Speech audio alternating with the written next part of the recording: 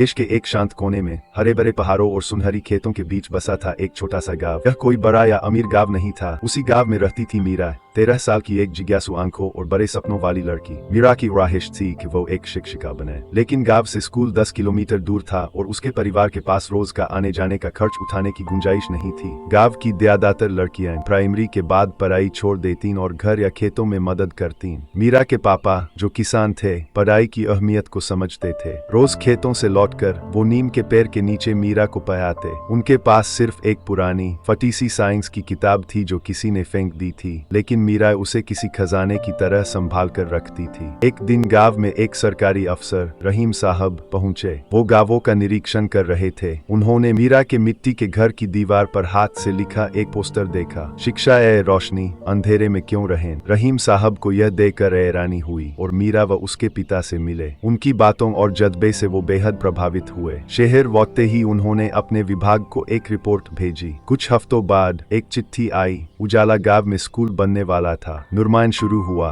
गांव वालों ने खुद ईंट और मिट्टी से मदद की। मीरा पहली छात्रा बनी। एक साल में 78 बच्चे रोज स्कूल आने लगे। मीरा ने खूब मेहनत की और जिले की परीक्षा में टॉप किया। उसके बारे में अखबारों में लिखा गया। लोग दूर दराज से उस लड़की को देखने आने लगे। 10 साल बाद मीरा वापस लौटी, अब एक छात्रा नहीं बल्कि गांव की पहली टीचर बनकर। वो उसी नीम के पेड़ के नीचे बच्चों को पढ़ाने लगी, जहां से उसकी खुद की पढ़ाई शुरू हुई थी। कभी शांत रहने वाला गांव अब बच्चों की कविताओं और पहाड़ों की आवाज से गूंजने लगा। वहां रोशनी थी, एक लड़की के सपने की